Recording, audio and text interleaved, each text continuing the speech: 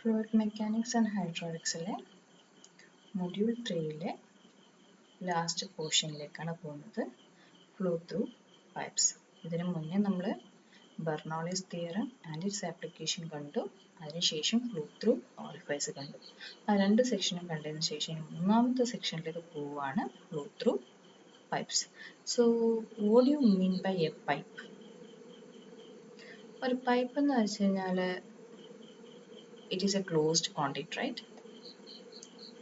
Pipe or a closed conduit and circular, mostly in circular shape. So within the water, it will be always under pressure. If you have an open channel, suppose like a river, the water it will be open to atmosphere. If open to atmosphere, so subjected to atmospheric pressure. But if pipe and full water that will be under pressure. Now if the water is only half, partially filled on, so in that case also ഈ പൈപ്പിൽ pressure ഉണ്ടാവും, but that pressure will be equal to the atmospheric pressure. നമ്മൾ pipe flow എന്ന് പറയുന്നത് fully fluid completely ഫില്ലായിട്ടുള്ള ഒരു സെക്ഷനെയാണ് നമ്മൾ pipe flow എന്ന് പറയുന്നത്. അതിനകത്ത് പ്രഷർ ഉണ്ടാവും. അപ്പോൾ ഇങ്ങനെ സംഭവിക്കുന്ന സമയത്ത് whenever the fluid flows through the pipe, it experiences a resistance. അതൊരു റെസിസ്റ്റൻസ് എക്സ്പീരിയൻസ് ചെയ്യും, അതായത് ആ frictional resistance or some other resistance അതുണ്ടാവും.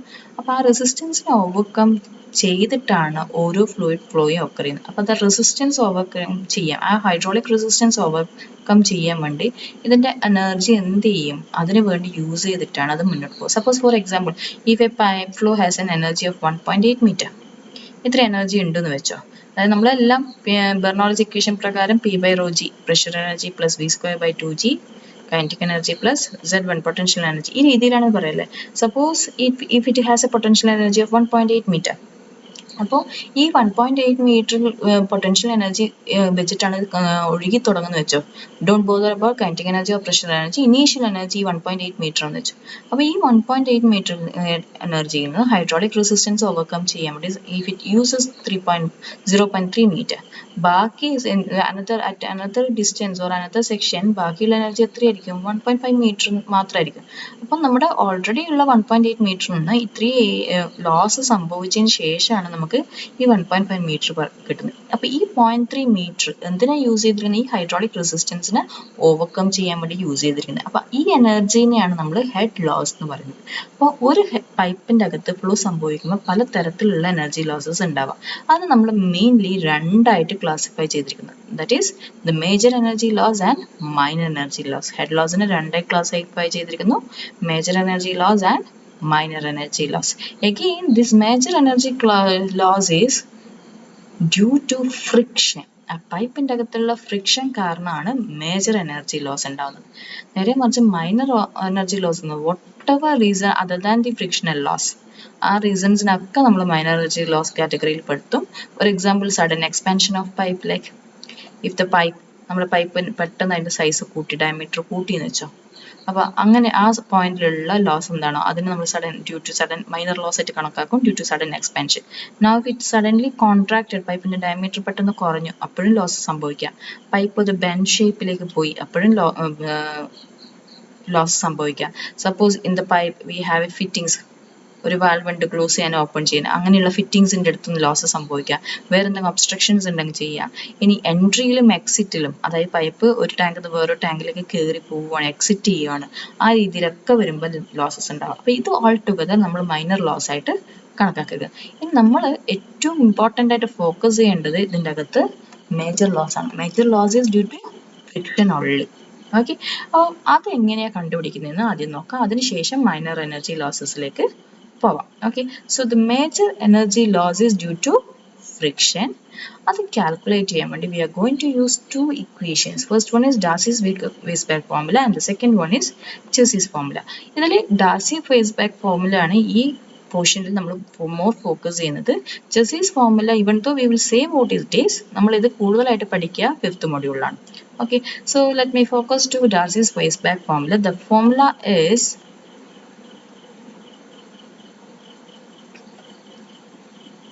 HF is equal to 4F into L into V²/2GD. Okay, so this is the formula where F is coefficient of friction. Coefficient of friction which depends upon Reynolds number. Okay, which depends upon Reynolds number. ഇനി L എന്താണ്? L is length of pipe, V is velocity and D is diameter of pipe. ഇനി ഈ F coefficient of friction ആണെന്ന് പറഞ്ഞു, അത് Reynolds numberനെ depend ചെയ്യുന്നു പറഞ്ഞു. അപ്പം what is Reynolds number? Reynolds number is RE is equal to rho RE is equal to rho VD by mu. അല്ലേ? അപ്പോൾ ഈ Reynolds number, if it is less than 2000 we call it as laminar. If it is greater than 4000 we call it as turbulent. അല്ലേ? അപ്പോൾ ഈ രീതിയിൽ നമുക്ക് if it is we can use two equations for coefficient of friction, that is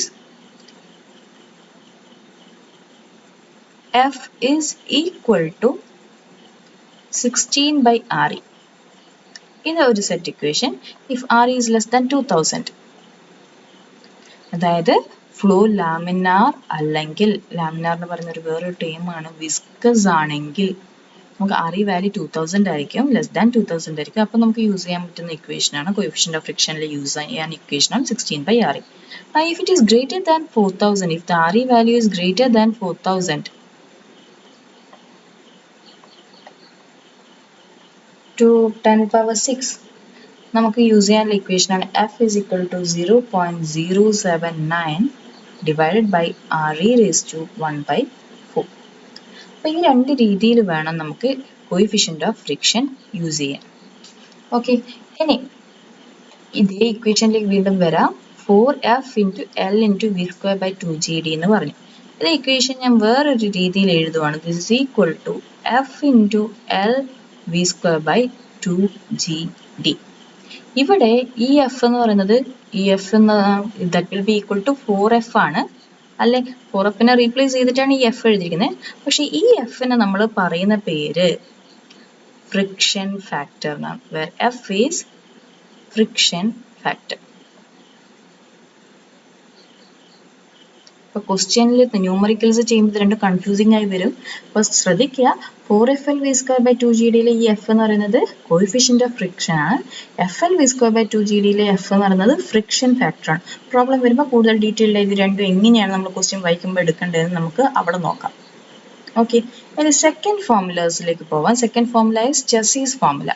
So Chassis formula, for Chassis formula we use the equation V is equal to C root RS, where C is chassis constant, R is hydraulic radius which is equal to A by P, and S is slope H by L. ഇതെന്താണെന്നൊക്കെ detailed ആയിട്ട് നമുക്ക് fifth മൊഡ്യൂളിൽ പഠിക്കാം. അപ്പോൾ നമ്മളിവിടെ മെയിനായിട്ട് പറഞ്ഞിരിക്കുന്നത് ഡാർസീസ് വേസ്ബാക്ക് formula ആണ്. ഡാർസീസ് വേസ്ബാക്ക് formula HF equal to 4FL V square by 2GD or equal to FL V square by 2GD, where F is friction factor. For finding out coefficient of friction, we can use two formulas. That is, the first one is F is equal to 16 by RE, and the second one is F equal to 0.079 divided by RE raised to 1 by 4, depending upon the values of Reynolds. Okay, ഇനി നമ്മൾ പോകുന്നത് minor losses കണ്ടുപിടിക്കാനാണ്. Minor ലോസസിൽ ഓരോ situation 1 by 1 എടുക്കാം. അപ്പോൾ first one ആണ് minor loss of head due to sudden enlargement of pipe. അപ്പോൾ നിങ്ങൾക്ക് ഇവിടെ പൈപ്പ് കാണാൻ പറ്റും. ആ pipe initially it has a velocity V1, അല്ലെങ്കിൽ അതിൻ്റെ പ്രഷർ ഫോഴ്സ് നമുക്കിവിടെ കാണാൻ പറ്റും P1 into A1. അത് എൻലാർജ് ചെയ്ത് സെക്ഷൻ 2-ലാകുമ്പോഴേക്കും P2 A2 ആയി, എന്നിട്ട് അതിൻ്റെ വെലോസിറ്റി V2 ആയി. അപ്പോൾ ഇങ്ങനെയുള്ളൊരു കേസിൽ ഇവിടെ ഈ ഒരു ജോയിന്റിൽ നിന്ന് ഇവിടേക്ക് പോകുമ്പോൾ അവിടെ ഒരു ഹെഡ് ലോസ് ഉണ്ടാവും. ആ ഹെഡ് ലോസിന് യൂസ് ചെയ്യുന്ന ഇക്വേഷനാണ് നമ്മൾ head loss due to friction ആണ് മേജർ ലോസിന് പറഞ്ഞിരിക്കുന്നത് അല്ലേ, HF. ഇവിടെ നമ്മൾ ഫ്രിക്ഷൻ അല്ല, ഇവിടെ മൈനർ ലോസ് ആണ്. അതുകൊണ്ട് തന്നെ നമ്മൾ H എൻലാർജ്മെന്റ് എന്ന് കാണിക്കാൻ HE നോടും. HE is equal to direct ഇക്വേഷനിലേക്കാണ് പോകുന്നത്, V1 minus V2 whole square divided by 2G. Okay, H E is equal to V1. V1 എന്ന് പറഞ്ഞാൽ പൈപ്പിൻ്റെ ഇനീഷ്യൽ സൈസിലുള്ള വെലോസിറ്റി, V2 എന്ന് പറഞ്ഞാൽ ആഫ്റ്റർ എൻലാർജ്മെന്റ് ഉള്ള velocity. So it will be obviously it will be less than initial velocity. So V1 minus V2 whole square by 2g. ഇതാണ് loss of head due to sudden enlargement. ഇത് ഇങ്ങനെ തന്നെ പഠിച്ചു വെക്കുക. H is equal to V1 minus V2 whole square divided by 2g. ഇനി അടുത്തത് എന്താണ്? Losses of head due to sudden contraction. Loss of head due to sudden contraction. അപ്പോൾ ഇവിടെ ഫിഗറിൽ നിങ്ങൾക്ക് കാണാൻ പറ്റും പൈപ്പിൻ്റെ സൈസ് പെട്ടെന്ന് അങ്ങ് കുറയുവാണ്. അപ്പോൾ ഈ കേസിൽ എങ്ങനെയാണ് ഹെഡ് ലോസ് കാൽക്കുലേറ്റ് ചെയ്യുന്നത്? സോ ഹിയർ നമ്മളത് കൊടുക്കുന്നത് എച്ച് കോൺട്രാക്ഷൻ എന്ന് കാണിക്കാൻ വേണ്ടിയിട്ട് സി. നേരത്തെ എൻലാർജ്മെന്റ് കാണിക്കാൻ ഇ കൊടുത്തു, ഇവിടെ കോൺട്രാക്ഷൻ കാണിക്കാൻ വേണ്ടി C കൊടുത്തു. This is equal to 0.5 into V2 square by 2g. അതായത് സെക്ഷൻ 2 കോൺട്രാക്ഷൻ കഴിഞ്ഞിട്ടുള്ള പുതിയ സെക്ഷനിലെ വെലോസിറ്റി V2 ആണ് എടുക്കുക. സോ V2ലുള്ള വെലോസിറ്റി എടുത്തിട്ടാണ് contraction head loss due to contraction കണ്ടുപിടിക്കുക. ഇനി അടുത്തത് നോക്കാം.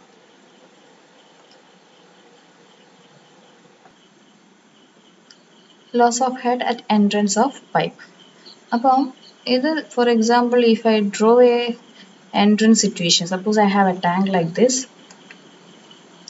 ഈ ടാങ്കിന്ന് പുറത്തേക്ക് ഒരു പൈപ്പ് കൊടുത്തിട്ടുണ്ട് വെച്ചോ. ഈ ടാങ്കിൻ്റെ അകത്ത് വാട്ടർ ഉണ്ട്.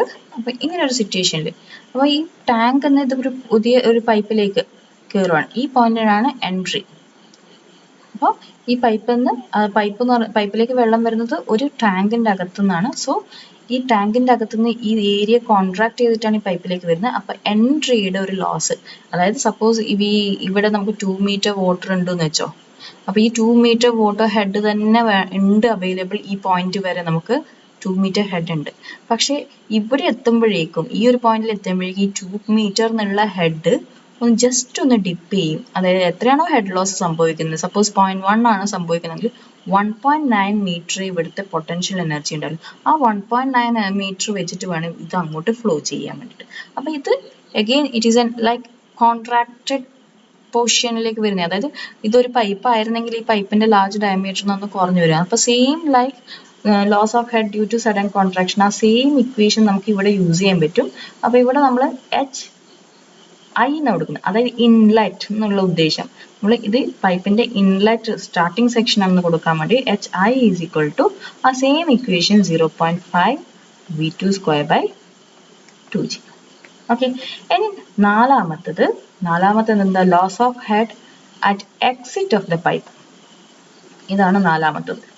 അപ്പൊ ഇതേ സിറ്റുവേഷൻ തന്നെ നമുക്ക് വീണ്ടും, അതായത് ഇത് പൈപ്പ് ഫ്ലോ ചെയ്ത് വന്ന് ഒന്നിക്ക് പുറത്തേക്ക് പോവാം, അതല്ലെങ്കിൽ വേറൊരു ടാങ്കിന്റെ അകത്തേക്ക് വെള്ളം കയറി പോവാം. രണ്ടായാലും ഇവിടെ നമ്മൾ ഹെഡ് ലോസ് കാൽക്കുലേറ്റ് ചെയ്യുന്ന H outlet is equal to V square by 2g. അപ്പോൾ where V is the velocity at the outlet of the pipe. പൈപ്പിന്റെ അകത്തുള്ള വെലോസിറ്റിയാണ് where V is the velocity at the outlet of the pipe. ഇനി അടുത്തത് loss of head in pipe due to bend. Loss of head in pipe due to bend. അഞ്ചാമത്തത്. അപ്പോൾ bend ഉണ്ടെങ്കിൽ ആ കേസിൽ നമ്മൾ എടുക്കുന്നത് HB, head loss due to bend. This is equal to K into V square by 2g. And last one, head loss due to various pipe fittings. Again, this is equal to HF. അപ്പോൾ ഇവിടെ frictional loss എന്ന് പറയും. അപ്പോൾ നമ്മൾ ഇവിടെ H മാത്രം, frictional loss എന്നുള്ള concept വരുന്നുണ്ട്, നമ്മളിവിടെ എച്ച് എന്ന് മാത്രം കൊടുക്കുന്നു. H is equal to K into V square by 2g. അപ്പോൾ നിങ്ങൾക്ക് ഇവിടെ ഇത് ഓർത്ത് വെക്കാൻ എളുപ്പമാണ്. നിങ്ങൾ ഇത്രയും ഇക്വേഷൻസ് ഉണ്ടല്ലോ, ഇത് എങ്ങനെയാണ് ഓർത്ത് വെക്കുക എന്നുള്ള കൺഫ്യൂഷനൊന്നും അടിക്കണ്ട. നിങ്ങൾ ആകെ ഓർക്കേണ്ടത്, നമ്മൾ ഓരോ കേസ് എടുക്കുവാണെങ്കിൽ ആദ്യത്തേത് എന്താണ്? എൻലാർജ്മെന്റ് ആണ്. രണ്ടാമത്തത് എന്താണ്? കോൺട്രാക്ഷൻ ആണ് അല്ലേ? മൂന്നാമത്തത് എന്താണ്? എൻട്രൻസ് ആണ്. ആ എൻട്രൻസ് എന്ന് ഓർക്കുന്നതിന് പകരം മൂന്നാമത്തത് എന്ത് ഓർക്കുക? ഇൻലെറ്റ് ആണെന്ന് ഓർക്കുക. നാലാമത്തത് ഔട്ട്ലെറ്റ് എന്നാണെന്ന് ഓർക്കുക. അഞ്ചാമത്തത് എന്തോർക്കുക? ബെൻഡാന്ന് ഓർക്കുക. ആറാമത്തത് ഫിറ്റിംഗ്സ് ആണെന്ന് ഓർക്കുക. ഇത് ഈ രീതിയിൽ തന്നെ ആലോചിക്കുക. സോ എൻലാർജ്മെന്റ് ഇക്വേഷൻ വരുമ്പോൾ head loss H is equal to V1 minus V2 whole square by 2G എടുക്കുക. ഓക്കെ, ഇനി ഇവിടെ വരുമ്പോഴേക്കോ HC ഇത് രണ്ടും വരുമ്പോഴേക്കും എന്താണ്? HC ആൻഡ് HI ഇത് രണ്ടും വരുന്നത് എന്താണ്? 0.5 into V square by 2G ആണ്. ഇത് രണ്ടും വരുന്നത് HB ആയാലും H ആയാലും ഇത് രണ്ടും വരുന്നത് എന്താണ്? K into V square by 2G ആണ്. അപ്പൊ ഇത്രയും ഇക്വേഷൻസ് ആലോചിക്കാനുള്ളൂ. ഇത്രയും എളുപ്പമുള്ള ഇക്വേഷൻസ് ആണ്. അപ്പൊ ഇതൊന്ന് പഠിച്ചു വെക്കുക. നെക്സ്റ്റ് വീഡിയോയിൽ ഇതിനെ ബേസ് ചെയ്തിട്ടുള്ള പ്രോബ്ലം ചെയ്ത് നോക്കാം.